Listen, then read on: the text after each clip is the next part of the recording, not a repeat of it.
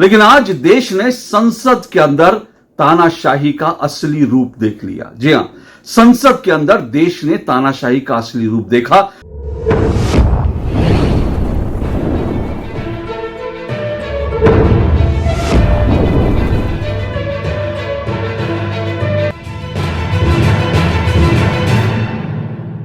चुनावों में लगातार नरेंद्र मोदी से हारता विपक्ष भारत में पिछले 10 साल से लगातार एक फेक नैरेटिव चला रहा है और यह फेक नैरेटिव है तानाशाही का।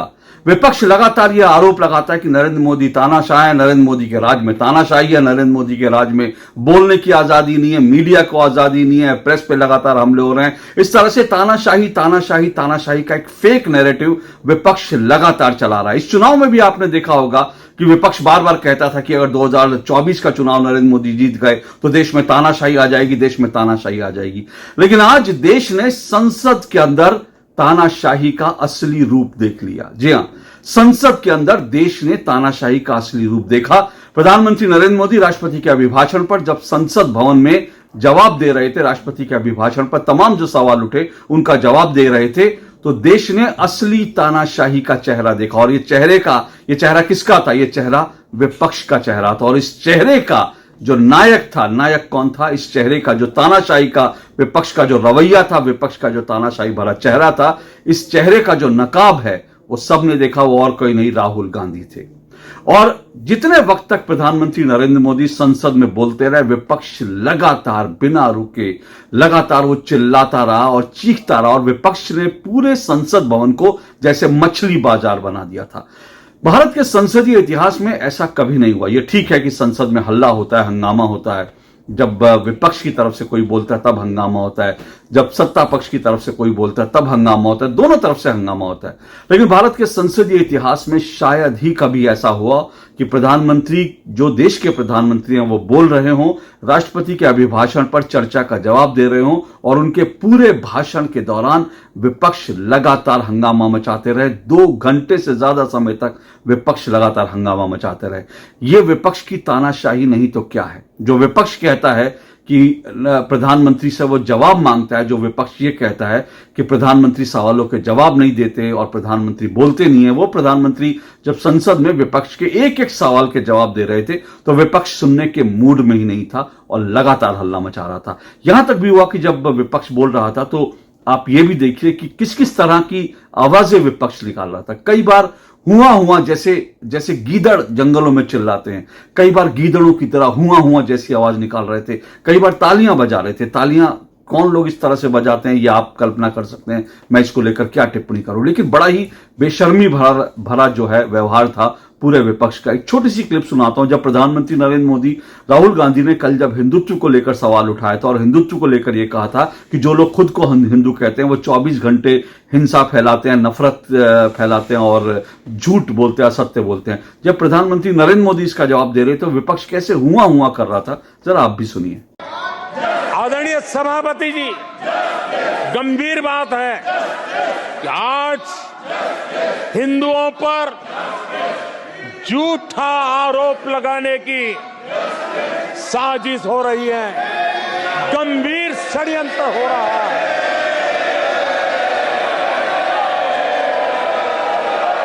आदरणीय सभापति जी,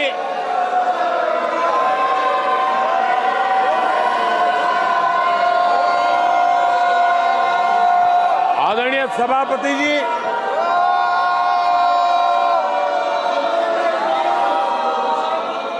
ये कहां गया? हिंदू हिंसक होते हैं, ये है आपके संस्कार, ये है आपका चरित्र, ये है आपकी सोच, ये है आपकी नफरत इस देश के हिंदुओं के साथ। ये करने में आदरणीय सभापति जी, ये देश शताब्दियों तक इसे भूलने वाला नहीं है।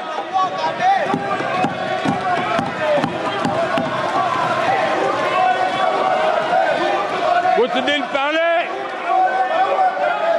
हिंदुओं में जो शक्ति की कल्पना है, उसके विनाश की घोषणा की गई थी। आप किस शक्ति की विनाश की बात करते हैं? ये देश सदियों से शक्ति का उपासक है। ये मेरा बंगाल मां दुर्गा की पूजा करता है, शक्ति की उपासना करता है। ये बंगाल मां काली की उपासना करता है, समर्पित भाव से करता है। आप उस शक्ति के विनाश की बातें करते हो। ये वो लोग हैं जिन्होंने हिंदू आतंकवाद ये शब्द गढ़ने की कोशिश की थी।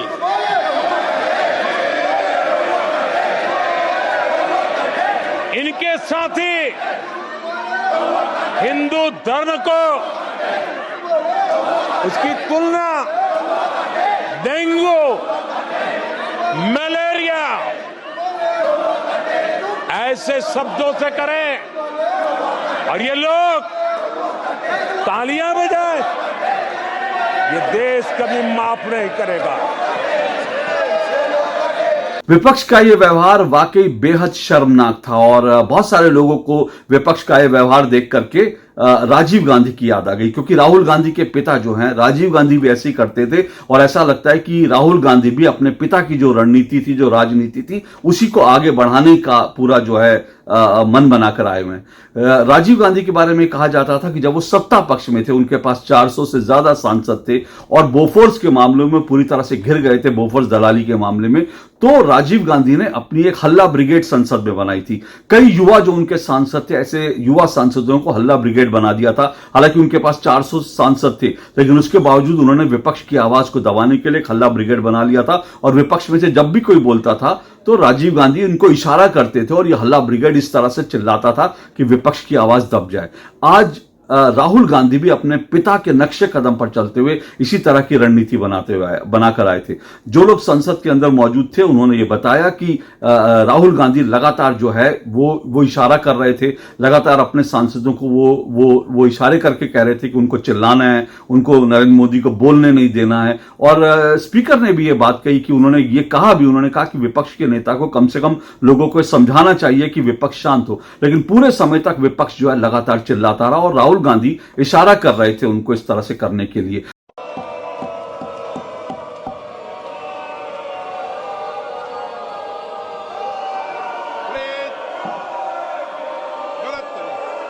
तो ये दिख रहा है कि किस तरह की तानाशाही विपक्ष जो है मन बना के आया, क्योंकि विपक्ष को अब पहले से ज्यादा सीटें मिल गई हैं, लेकिन इसलिए जो है विपक्ष ने तय किया है कि वो प्रधानमंत्री को सदन में बोलने नहीं देगा। तो ये तानाशाही नहीं तो और क्या है? क्या संसद इस तरह से चलेगी? क्या संसदीय प्रक्रिया इस तरह से चलेगी? सबसे बड़ी शर्मनाक बात क्या है कि देखिए, कल जो है राहुल गांधी बोले थे संसद के अंदर और राहुल गांधी ने जो स्पीच दी थी, राहुल गांधी का जो भाषण था वो करीब 90 मिनट का था और 90 मिनट तक पूरा सत्ता पक्ष चुपचाप राहुल गांधी को सुनता रहा। हालांकि सत्ता पक्ष की ओर से कुछ इंटरवेंशन जरूर हुए थे, लेकिन जब जब राहुल गांधी ने फैक्चुअल बातें नहीं की, जब जब उन्होंने झूठ बोला, तब एक जो है सत्ता पक्ष की तरफ से इसको लेकर एक इंटरवेन किया गया, इसको लेकर जो है फैक्ट चेक करने की बात की गई और सही तथ्य रखे गए। लेकिन आज जब प्रधानमंत्री नरेंद्र मोदी बोल रहे थे तो प्रधानमंत्री नरेंद्र मोदी का लगभग 2 घंटे 10 मिनट का भाषण विपक्ष ने एक बार भी शांत नहीं हुआ। और सबसे ज्यादा शर्मनाक बात यह हुई कि प्रधानमंत्री नरेंद्र मोदी जब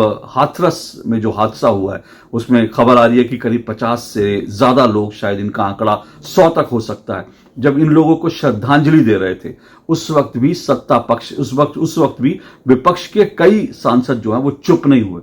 जबकि एक परंपरा है, इतनी गरिमा आपको रखनी चाहिए, इतनी इंसानियत आप में होनी चाहिए कि जब लोगों को श्रद्धांजलि दी जा रही है तब आप शांत हो। लेकिन तब भी जो है सत्ता पक्ष जब के लोग शांत थे, लेकिन विपक्ष के कई सदस्य जो हैं तब भी लगातार हंगामा कर रहे थे, शोर मचा रहे थे। ये भी जरा आप सुनिए।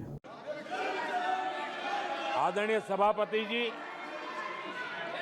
इस समय चर्चा के बीच अभी मुझे एक दुखद खबर भी दी गई है। यूपी के हाथरस में जो भगदड़ हुई उसमें अनेकों लोगों की दुखद मृत्यु होने की जानकारी आ रही है। जिन लोगों की इस हादसे में जान गई है, मैं उनके प्रति अपनी संवेदना व्यक्त करता हूं। मैं सभी घायलों के जल्द से जल्द ठीक होने की कामना करता हूं। राज्य सरकार की देखरेख में प्रशासन राहत और बचाव कार्य में जुटा हुआ है। केंद्र सरकार के वरिष्ठ उत्तर प्रदेश सरकार के लगातार संपर्क में है। मैं इस सदन के माध्यम से सभी को ये भरोसा देता हूं कि पीड़ितों की हर तरह से मदद की जाएगी। तो आज जिस तरह का व्यवहार हुआ, जिस तरह से विपक्ष ने व्यवहार किया, वो वाकई बेहद शर्मनाक है। और विपक्ष ने जिस तरह की रणनीति बनाई है, उससे लगता है अगले 5 साल तक संसद में सिर्फ हंगामा होगा। विपक्ष के पास अभी भी, जो सत्ता पक्ष के पास 300 से ज्यादा सांसद हैं, लेकिन सत्ता पक्ष विपक्ष के तमाम नेताओं को, चाहे वो राहुल गांधी हो, अखिलेश यादव हो या बाकी तमाम, सत्ता पक्ष 300 सांसद होने के बावजूद चुपचाप इनको सुनता रहा। वो चाहते तो वो भी हल्ला मचाते और विपक्ष की आवाज दब जाती, लेकिन सत्ता पक्ष की ओर से ऐसा नहीं किया गया। दूसरी तरफ विपक्ष, जो लगभग 230 उसके पास सीटें आई हैं सबको मिलाकर, और इतनी सीटों में इतना बौरा गया है कि वो गीदड़ की तरह संसद में हुआ हुआ कर रहा है। इससे ज्यादा शर्मनाक जो है संसद के इतिहास में ऐसी घटना कम से कम मैंने तो नहीं देखी।